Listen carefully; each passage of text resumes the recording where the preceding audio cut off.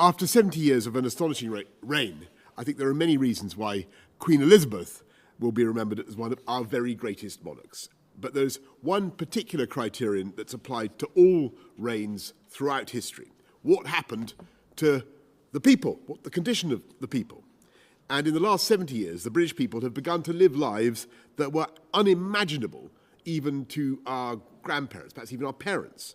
To travel the world, to communicate, to express ourselves artistically, politically, culturally, as never before. We are at the forefront of multiple waves of scientific and technical advance. We live longer, healthier, and more prosperous lives than any previous generation. As we look back at that enormous span of history, our monarch's lifetime, we see that this progress was sometimes uneven and sometimes achieved against serious headwinds.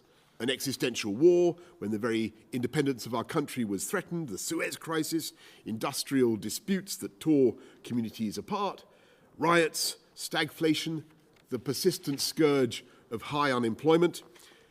Today, we're living in the aftermath of the worst pandemic for a century, and once again, we are steering into the wind. We face global pressures on prices caused by the lingering effects of COVID and the shock of Putin's aggression in Ukraine. We'll get through it. We'll get through it. Just as we got through the far greater challenge of COVID and the colossal fall in output that entailed. Our position is far better than during past economic difficulties. People don't face the misery of the 1980s or 1990s of being told in their millions that they were surplus to requirements, there was no job that they could do. We now have unemployment at its lowest level since 1974 and youth unemployment at or near a record low. It's an amazing fact that we now have more job vacancies than there are unemployed workers to fill them. And that in itself is feeding inflationary pressures. I want to talk frankly about what we need to do together so that we come through this period together as fast and as strongly as possible. And the first step is to understand the scale and the causes of the problem. Everyone can see and feel the impact on household budgets, the increases in the cost of food, the spooling digits on the petrol pumps, energy bills growing seemingly ever larger. Much of this has been driven by problems in global supply chains that followed the pandemic, the sudden surge in demand for gas from China, the world shortage of container ships. 6 months ago, there were good reasons to hope that the laws of supply and demand would start to operate and these problems would begin to abate. The world responded, for instance, to the shortage of lorry drivers by hiring more, paying them better, and giving them better conditions. That progress was brutally interrupted on the 24th of February when Putin decided on his disastrous and unprovoked war in Ukraine. World markets have responded with a significant spike in prices, partly driven by sanctions, partly by the elevated risk premium, the inevitable increase in what businesses have to charge to compensate for raised global levels of uncertainty. The price of oil and gas looks likely to remain high for a while to come, and the same goes for grain and feed and fertilizer. And I know there are some who may argue, not in this country perhaps, but elsewhere, that the price of supporting the Ukrainians is now too high and they should be encouraged to accept whatever terms Putin may ask. I don't believe that option is really open to us. Never mind that abandoning the Ukrainians would be morally repugnant, since they are the victims and they have an absolute right to defend a free and independent country. We are simply not in a position to tell them what to do. They have shown by their heroism that they will fight to defend their homeland, and they have shown that they will win. Putin has made a colossal strategic error. He's fundamentally misunderstood the psychology of his opponents and what Ukraine really is. He will never succeed in subduing Ukraine, and the sooner he comes to that understanding, the better. But nor should he be allowed the partial success of swallowing some of the country, as he has done before, and declaring a ceasefire. He would be able to continue to twist the knife in the wound. The crocodile would simply come back for more, and he would be able to claim that his aggression and his violence had paid off. That would be a disaster. For Ukraine and all the other parts of the former Soviet Union that he might attack, and perhaps even for countries, one thinks of Poland, beyond former Soviet boundaries, disaster for them. To encourage a bad peace in Ukraine is to encourage Putin and to encourage all those around the world who believe that aggression pays. And that would be a mistake that would open the door to further conflict, further instability, further global uncertainty, and therefore further economic misery. I say this because I do not believe there is a quick fix in Ukraine, and because we must continue to support the Ukrainians as we have from the beginning for as long as it takes. But over time, I believe the economic consequences of the war in Ukraine will abate. The Europeans and others who depend on Russian hydrocarbons, and we, by the way, we still get 15% of our diesel from Russia. But we'll find, it was 30%, it's now 50%. We'll find other sources. The whole tragic experience will greatly accelerate the rush to clean, low-carbon energy of all kinds, and over time, the inflationary effects will start to diminish. We're dealing with labour market shortages, not just by reaching for the old lever of uncontrolled mass immigration, but with a points-based system that gives us the workforce we need. We're solving it by getting people, by the way, off welfare into work. 380,000 now have gone off welfare into work under the Way to Work scheme. Above all, by skilling up British people with the lifetime skills guarantee and all the investments that this government is proud to make into fantastic colleges such as the one I'm proud to be standing in today. We're trying to fix the labour market in addition to everything else. But we must deal with the here and now as it affects families in our country. We've got to recognise the pressures on household budgets that for some will be simply unaffordable, especially as the energy price cap goes up in the autumn. So this government is on the side of the British public in coping with those pressures. As the Chancellor has announced, we are directly helping the most vulnerable 8 million households with cash payments worth £1,200. Every household in the country will get £400 towards their energy costs. Most will get a £150 council tax rebate. Pensioners in receipt of winter fuel payments will get another £300, and the disabled will get another £150. Taken together with the funds already committed, that is £37 billion to help with the cost of living. We have the fiscal firepower to help, and we will. We will back Britain, and we will back the British people for as long as it takes. But of course, there's only one reason why we can currently afford to make these enormous commitments, and that is because we responded to the pandemic with a series of difficult but ultimately responsible decisions. First, we protected families and businesses with a package of support worth about £400 billion that was among the most generous in the world. Then, having rolled out vaccines faster than any other European country, we were able to open up our economy faster. And that's why we've had such a rapid rebound in employment, and last year we're the fastest growing G7 economy. And it's that fundamental strength, that the tax base of a high-wage, high-skill, low unemployment economy, that enables us to look after the British people. That's how we can afford to cover the costs. And we will continue to do what we can for as long as it takes. That was the pledge that I made to you, to the British public, during COVID. We delivered, and we will deliver again. At the same time, we must face some realities. The first is that no government in the world can afford to use taxpayers' money to shield everyone completely from the increased costs caused by powerful global forces.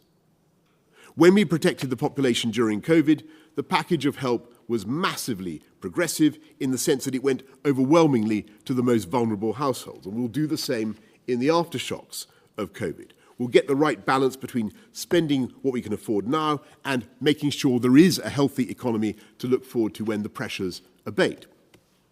And while some support is of course going to be universal, the bulk of it will be targeted at those who need it most. And I think that approach is right and supported by the vast majority of people in this country.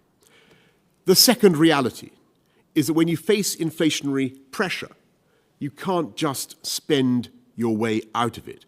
On the contrary, you have to be careful not to add to inflationary pressure. We are constrained in what we can do, not just by the fiscal position, the risk of borrowing too much, but by the risk that we will fan the flames of further price increases. Which brings us to the third reality, that we can't fix the increase in the cost of living just by increasing wages to match the surge in prices. I think it's naturally a good thing for wages to go up as skills and productivity increase. That's what we want to see. And so we've been increasing wages with a record increase in the living wage, changes to universal credit. But when a country faces an inflationary problem, you can't just pay more and spend more. You have to find ways of tackling the underlying causes of inflation. If wages continually chase the increase in prices, then we risk a wage price spiral, such as this country experienced in the 1970s. You're far too young to remember the 1970s. I do. Stagflation, and that is inflation combined with stagnant economic growth. When a wage price spiral begins, there is only one cure, and that is to slam the brakes on rising prices with higher interest rates. And that has an immediate impact on mortgages, on rents. It puts up the cost of borrowing for business. It's bad for investment and growth. It's bad for jobs. It's bad for everyone. And of course, the increase in interest rates considerably increases the cost of borrowing for government. We're already spending £83 billion this year alone in servicing our debts. And every extra percentage point in interest payments is another £21 billion that has to go on paying lenders for our borrowing. And that's money that will have to be paid back by our children and grandchildren. It's money that could go on schools and hospitals. So we have the tools we need to get on top of rising prices. The global headwinds are strong, but our engines, the great supercharged ultra-green marine propulsion units of the UK economy, are stronger. We will get through it. And while it's not going to be quick or easy, you can be confident that things will get better and that we will emerge from this economy, from this with a strong country, with a strong and healthy economy. That won't happen if we continue to apply the same mindset that we had during COVID. And that is the answer to every problem is more state spending. We're already engaged in the biggest package of infrastructure investment for more than a century. We're transforming our railways, our roads. We're investing massively in skills, in research. We're making our communities safer. 13,576 police already out on the streets of the 20,000 that we promised, helping to bring neighbourhood crime down already by 31%. We're tackling the COVID backlogs, hiring thousands more doctors and nurses to speed up treatments. We're opening community diagnostic hubs across this country so that you can get the test or the scan that you need, but faster. We're fixing social care so that we can end delayed discharges. Far too many hospital beds are occupied by patients who could be better cared for elsewhere. We're investing in education, huge sums in defence, in the whole agenda that this government was elected to deliver, to unite and level up across our country. And we're keeping the promises. We're keeping the promises that will make a difference to millions of lives over the next decade and long, long into the future. It costs money, prodigious sums. And the result is that the overall burden of taxation is now very high. And sooner or later, and I would much rather it was sooner than later, that burden must come down. It's an aberration, the burden of tax, caused in no small part by the fiscal meteorite of COVID, and it must come down because the answer to the current economic predicament is not more tax and more spending. The answer is economic growth. And you can't spend your way out of inflation, and you can't tax your way into growth. So that's why the time has come for this government to do what it's been straining at the leash to do for 2 years, but which has been difficult during the COVID crisis, and that is to enact the supply-side reforms that will cut the costs of government, cut costs for business, and cut costs for people across the country. Let me take them in that order. It cannot be right that the size of central government has increased by 23% since 2015. There are 91,000 more officials than there were. I believe we have the best civil service in the world, but in view of the pressure now on families, we've got to find efficiencies, prune back Whitehall to the size it was only 5 or 6 years ago. I think that's something we can achieve without harming the public services they deliver. And in expanding and encouraging the private sector, it's time for the government to stop spending and to start cutting taxes and cutting regulation. This has been an era of phenomenal corporate welfare. From PPE contracts that were driven by the desperation of the pandemic to billions of pounds invested, driven by the same desperation in vaccines and antivirals, to the whole array of businesses that were quite rightly supported by the furlough, bounce-back loans, C-bills, all those other programmes. Of course, this government is going to continue to invest in the bedrock of the economy on which businesses build their foundations, infrastructure, skills, technology.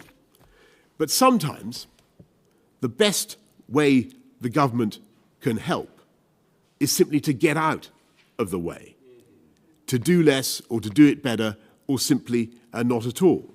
If governments have billions, the markets have trillions, and we need to see more of that investment by businesses here in the UK. That's why we're now taking advantage of Brexit freedoms, accelerating reform of Solvency II, a one-size-fits-all EU diktat which has been unnecessarily preventing insurance and pension funds and others from making giant investments in UK firms and in infrastructure.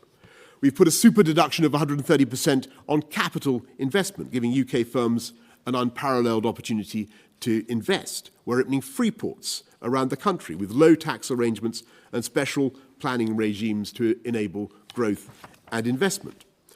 We can turbocharge the city by rewriting and improving EU regulations such as MiFID II. Now we need to go further, and we will, identifying all the ways in which government rules and regulations are pushing up costs for business and increasing prices for everyone in this country.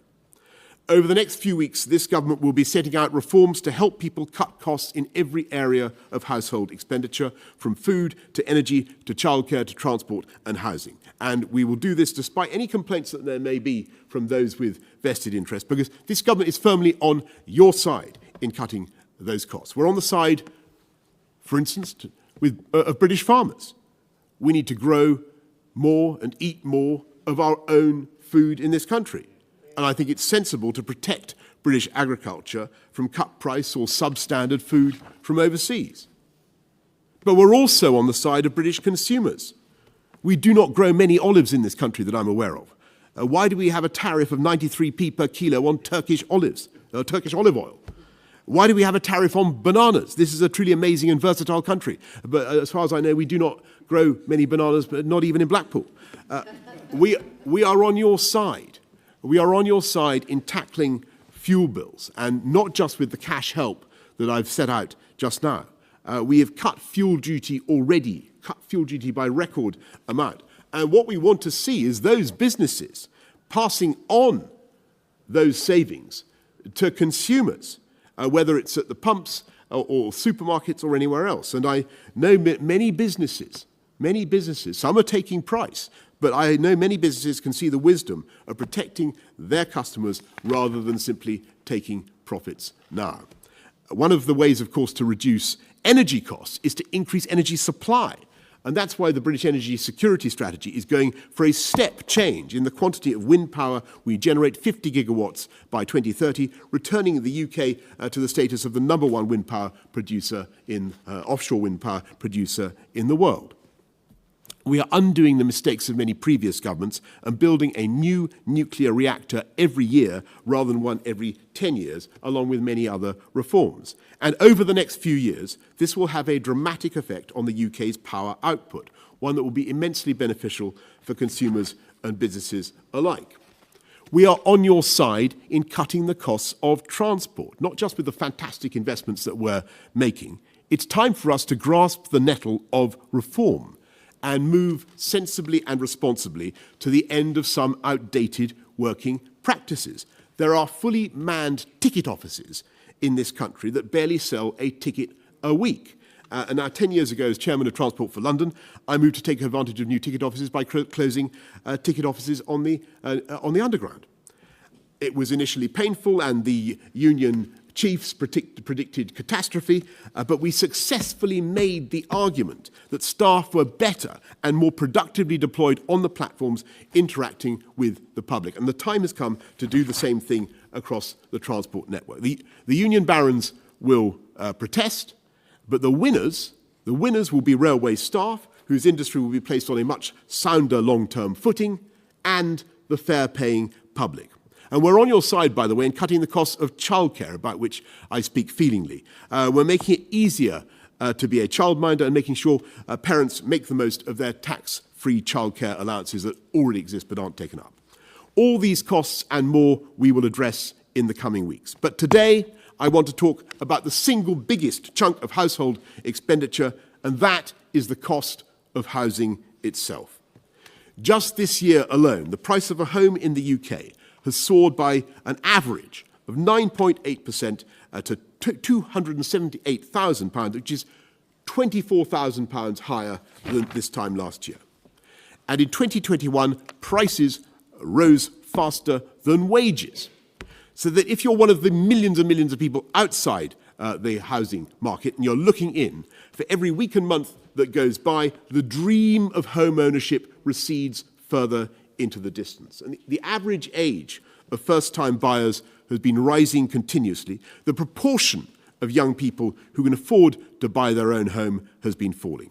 Between 2005 and 2016, the proportion of 25 to 34-year-olds who owned their own home fell by 20%, whereas in almost every other European country, that proportion has actually been rising. It's true that we still have higher rates of overall home ownership, just ahead of France and just ahead of Germany, ahead of those two companies.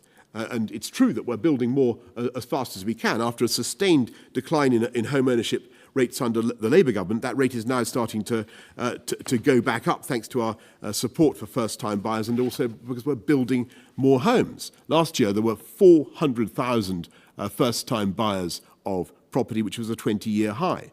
But those raw numbers disguise the fact that home ownership is overwhelmingly concentrated amongst the over 65s, those who are able to buy in an era when housing was much cheaper. If you look at the millennial generation, I can see some millennials here, just 31% can own their own homes in the UK. In France, that figure is 41%. Now, partly this is a function of supply. When Labour left office, of course, they famously remarked that there was no money left. They'd also totally failed to build new homes at the rate that was necessary. And we've been sorting that out ever since. Thanks to the planning reforms that we've been putting in over the last decade, house building rates, as I say, reached a 20-year high. But everywhere else, though, outside London, I should clarify this, outside London, where the present mayor is not showing quite the speed and scale achieved by his immediate predecessor. But despite the progress everywhere outside London, we will remain one of the slowest, least prolific home building countries amongst the 28 members of the OECD.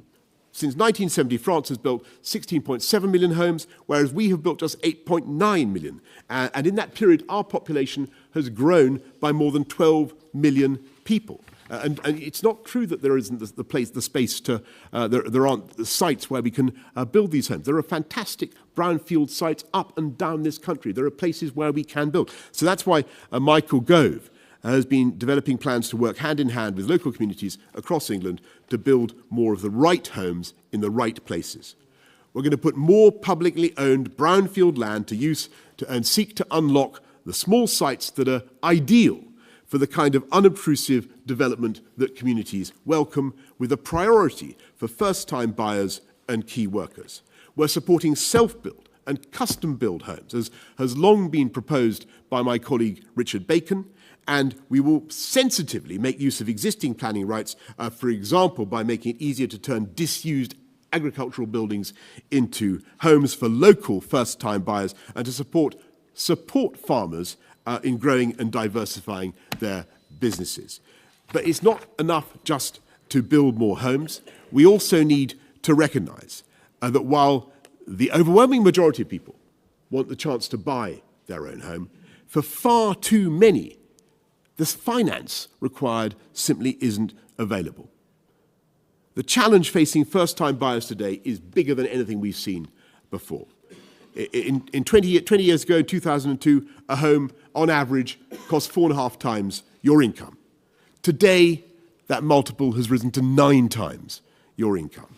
We have a ludicrous situation where plenty of younger people could afford to make monthly payments that are earning enough to cover astronomical rent bills, but the ever-spiralling price of a house or a flat has so inflated deposit requirements that saving even just 10% is a wholly unrealistic proposition for them. First-time buyers are trying to hit a continually moving target. And, of course, the global rise in the cost of living is only making life harder for those savers. So, we want to make it easier to get a mortgage, working with lenders so that they recognise the creditworthiness of tenants with a track record of paying their rents on time, making sure that the self-employed also get the mortgages they need. This government has made sure that there is a healthy supply of 95% mortgages. Tens of thousands of first-time buyers have since bought their home thanks to our mortgage guarantee scheme. We'd like to go further, so today I can announce a comprehensive review of the mortgage market. Reporting back this autumn, it will look at how we can give our nation of aspiring homeowners better access to low deposit mortgages, and what our own mortgage industry can learn from counterparts around the world who have alternative ways of offering finance, managing risk, and unbolting the door to ownership. And just as no generation should be locked out of home ownership because of where they were born, so nobody should be barred from that same dream simply because of where they live now. For 4 decades, it has been possible for council home tenants to use a discount to buy the property they live in. Over that time, almost 2 million people have been helped into home ownership. They've switched identities and psychology from being dependent on the state for every repair, from damp-proofing to a new front door, to being in charge of their own family home, able to make improvements and add value as they please. For various reasons, the number of tenants who actually use this freedom has been steadily diminishing. So now is the moment to widen the possibilities and to give greater freedoms to those who yearn to buy.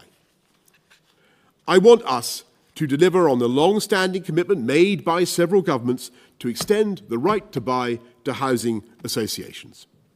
There are still 1.6 million people, 1.6 million households living in council homes, but there are now 2.5 million households whose homes belong to housing associations, and they're trapped. They can't buy, they don't have the security of ownership, they can't treat their home as their own or make the improvements that they want, and while some housing associations are excellent, others have been known to treat their tenants with scandalous indifference. So it's time for change. Over the coming months, we will work with the sector to bring forward a new right-to-buy scheme. It will work for tenants, giving millions more the chance to own their own home. It will work for taxpayers, responsibly capped at a level that is fully paid for, affordable within our existing spending plans, and with one-for-one replacement of each social housing property sold. And even as we deliver this home ownership revolution, we will continue with the revolution in renters' rights. As the 5th anniversary of the Grenfell tragedy approaches, we need no reminders of the importance of landlords listening to and working with their tenants. which is why we're giving tenants across the social and private sector better homes, greater security and access to the kind of justice which we all deserve, but which many are currently denied. We're also dealing with the scourge of unfair leasehold terms, often every bit as onerous as the conditions imposed upon tenants by landlords, but applied to those who, as homeowners, should have far greater control over their homes and their lives. In this Parliament, we will supercharge leaseholders' ability to buy their own freehold, helping 4.6 million households genuinely to own their own home, with discounts of up to 90% for those trapped with egregious escalating ground rents. We will finish the right to own reforms Margaret Thatcher began in the 1980s, ending the absurd position where first-time buyers spend their life savings on flats only to find themselves being charged hundreds of pounds for painting their own doors or even unable to own a dog. That's what being on your side is all about. When ownership remains beyond the reach of a great many hard-working people, it's neither right nor fair to put ever vaster sums of taxpayers' money straight into the pocket of landlords. The total bill for housing support stands at about £30 billion a year, and the Office for Budget Responsibility has warned that if we don't take action, it could reach £50 billion by 2050. That is cash, taxpayers' cash, that is being simply swallowed to pay the mortgages of private sector landlords or being swallowed by housing associations. It's time to put this huge wall of money, taxpayers' money, to better use. It's time to turn benefits to bricks. So we're going to look to change the rules on welfare so that the 1.5 million working people who are in receipt of housing benefits and want, I stress working people, and who want to buy their first home will be given a new choice to spend their benefit on rent as now or put it towards a first ever mortgage. Doing so removes a significant barrier that currently prevents hundreds of thousands of families from buying their own home. And to remove another, we're going to explore discounting lifetime and Help to Buy ISA savings from universal credit eligibility rules.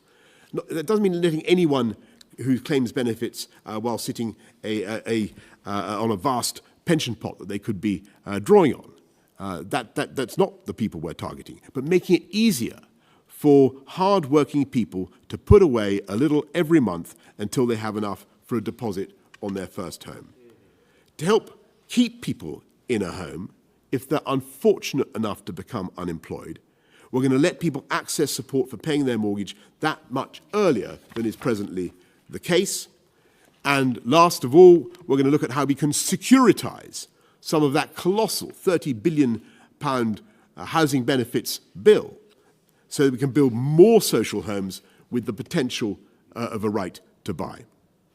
You add all those up, all those measures together, I think it will not only help us to build many more homes in the right place, but will help millions of people realize what is currently an unattainable dream of home ownership.